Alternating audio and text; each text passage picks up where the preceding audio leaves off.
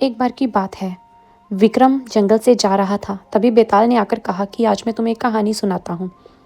बहुत समय पहले की बात है। उज्जैनी में हरि स्वामी नाम का एक सज्जन ब्राह्मण रहता था। वह राजा पुष्पसेन का प्रिय सेवक और मंत्री था। हरि स्वामी की पत्नी भी उसी के जैसी गुणों वाली थी। उनके दो बच्चे थे, बड़ा बेटा देवस्वामी और छोटी बेटी सोमप्रभा। सोमप्रभा देखने में बहुत सुंदर थी और अपनी सुंदरता के लिए वह बहुत ही मशहूर थी।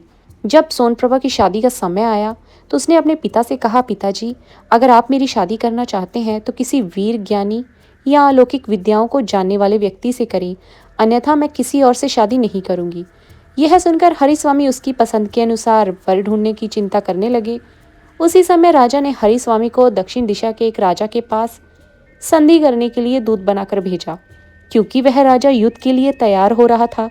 जब हरिस्वामी ने वहां जाकर अपना काम पूरा कर लिया तो उनके पास एक श्रेष्ठ ब्राह्मण आया। उसने सोमप्रभा की सुंदरता के बारे में सुन रखा था और उसके लिए विवाह का प्रस्ताव रखा। तो हरिस्वामी ने कहा, मेरी बेटी ऐसे पति को ही स्वीकार करेगी जो या तो अलौकिक विद्याओं का ज्ञाता हो या ज्ञानी वीर हो। तो आप इनमें से कौन है? इस पर उस ब्राह्मण ने कहा, हे ब्राह्मण श्रेष्ठ, मैं अलौकिक विद्याओं का ज्ञाता हूँ। हरिस्वामी ने उससे अपनी विद्या का कोई चमत्कार दिखाने को कहा। उस ब्राह्मण ने अपनी विद्या से तुरंत एक आकाश में उड़ने वाला रथ बना दिया। फिर उसने हरिस्वामी को उस रथ में बिठाकर और स्वर्ग आदि लोकों की सैर करवाई। इसके बाद हरिस्वामी को वह ब्राह्मण उस सेना के पास वापिस ले आया। तब हरिस्वामी ने उस अलौकिक विद्या वाले व्यक्ति से अपनी बेटी की शादी का वचन दिया और 7वें दिन विवाह की तारीख तय कर दी। उसी समय उज्जैनी में एक और ब्राह्मण ने हरिस्वामी के बेटे देवस्वामी के पास जाकर उसकी बहन से विवाह करने की इच्छा जताई। देवस्वामी ने जब उसे अपनी बहन की शर्त बताई तो वह ब्राह्मण अपनी विद्या का कौशल दिखाने को तत्पर हो गया और उसने अपने अस्त्र शस्त्रों के कौशल का प्रदर्शन किया। यह देख देवस्वामी ने उसी के साथ अपनी बहन का विवाह करने का निश्चय कर लिया। अपनी माता की अनुपस्थिति में उसने भी ज्योतिषियों के कथन अनुसार 7वें दिन ही विवाह का निश्चय कर लिया। उसी समय एक तीसरे व्यक्ति ने भी सोमप्रभा की माता के सम्मुख स्वयं को ज्ञानी बताते हुए उसकी बेटी से विवाह करने की याचना की। उसने ज्ञानी होने का प्रमाण भी दिया, जिससे प्रभावित होकर सोमप्रभा की माता ने उसे 7वें दिन अपनी कन्या का विवाह करने का वचन दिया। अगले दिन हरिस्वामी घर लौट आया। आकर उसने अपनी पत्नी और पुत्र को बताया कि वह कन्या का विवाह निश्चित कराया है। इस पर उन लोगों ने भी अलग अलग बतलाया कि उन्होंने क्या निश्चय किया है। उनकी बातें सुनकर हरिस्वामी चिंता में पड़ गया और एक साथ 3 व्यक्तियों के साथ उसकी कन्या का विवाह कैसे होगा। अंततः विवाह की निश्चित तिथि को ज्ञानी वीर और अलौकिक विद्याओं को जानने वाला ये तीनों ही वर हरिस्वामी के घर पहुंचे। इसी समय एक विचित्र बात हो गई। ब्राह्मण की कन्या सोमप्रभा जो वधू बनने जा रही थी कि अचानक कहीं गायब हो गई। ढूंढने पर भी उसका कोई पता ना चला। सब घबराए हुए थे। हरिस्वामी ने ज्ञानी पुरुष से कहा कि हे ज्ञानी, आप झटपट यह बताइए कि मेरी कन्या कहाँ है। यह सुनकर ज्ञानी ने अपने ज्ञान द्वारा पता करके उसे बतलाया कि ब्राह्मण श्रेष्ठ आपकी कन्या को धूमशिक नाम का एक राक्षस उठाकर विंध्याचल के वन में स्थित अपने घर में ले गया है। यह बात ज्ञानी द्वारा बताए जाने पर हरिस्वामी भयभीत हो गया। वह बोला, हाय, अब वह कैसे मिलेगी, उसका विवाह भी कैसे होगा। यह सुनकर अलौकिक विद्याओं को जानने वाला युवक बोला, आप धैर्य रखें, ज्ञानी के कथन अनुसार वह कहाँ ले गया है, मैं अभी आपको वहां ले चलता हूँ। यह कह क्षण भर में ही उसने अपने अस्त्रों से सजा हुआ एक आकाशगामी यान बनाया और उस पर हरिस्वामी ज्ञानी तथा वीर को चढ़ाकर उन्हें विंध्याचल के उस वन में ले गया जहाँ ज्ञानी ने राक्षस का भवन बताया था। यह वृतांत जानकर राक्षस क्रोधित हो गया। वह गर्जना करता हुआ बाहर निकल आया।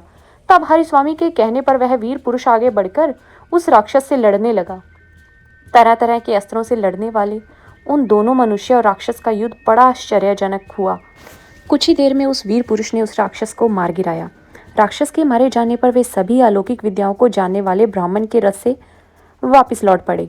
हरिस्वामी के घर पहुंचकर विवाह का समय आने पर उस ज्ञानी वीर एवं अलौकिक विद्याओं को जानने वाले के बीच झगड़ा पैदा हो गया।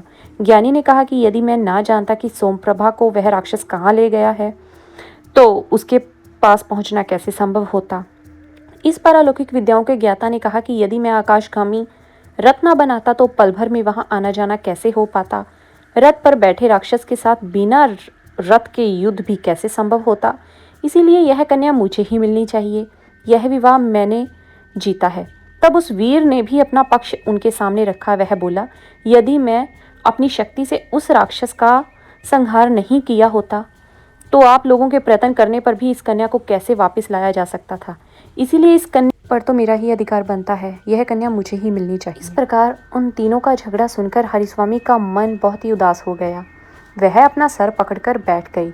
इतनी कथा सुनाकर बेताल ने विक्रम से पूछा, राजन, अब बताओ कि वह कन्या किसको मिलनी चाहिए, ज्ञानी को, वीर को, अथवा अलौकिक विद्याएं जानने वाले को।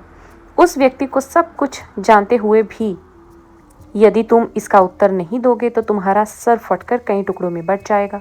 बेताल की यह कथा सुनकर अपना मौन तोड़ते हुए विक्रम बोला, बेताल, वह कन्या उस वीर को ही मिलनी चाहिए, क्योंकि उसी के द्वारा, उसके बाहुबल के द्वारा उसने राक्षस को युद्ध में मारा और उस कन्या को अर्जित किया था। विधाता ने ज्ञानी और अलौकिक विद्याएं जानने वाले को तो एक माध्यम मात्र बनाया था। तुमने ठीक उत्तर दिया राजन। बेताल तत्काल बोल उठा, पर तुम अपनी शर्त भूल गए। तुमने मौन भंग किया और शर्त के अनुसार मैं फिर से स्वतंत्र हो गया। यह कहकर बेताल राजा के कंधे से उतरकर वापस उसी वृक्ष के ऊपर जा बैठा। विक्रमादित्य बेताल को लाने के लिए पुनः उस वृक्ष के नीचे पहुंच गया। उसने बेताल को उतारकर अपने कंधे पर डाला और चलना शुरू किया। तो यहीं पर इस कहानी को समाप्त करते हैं। अगर आपको कहानी अच्छी लगी तो प्लीज़ हमारे चैनल को सब्सक्राइब कीजिए। धन्यवाद।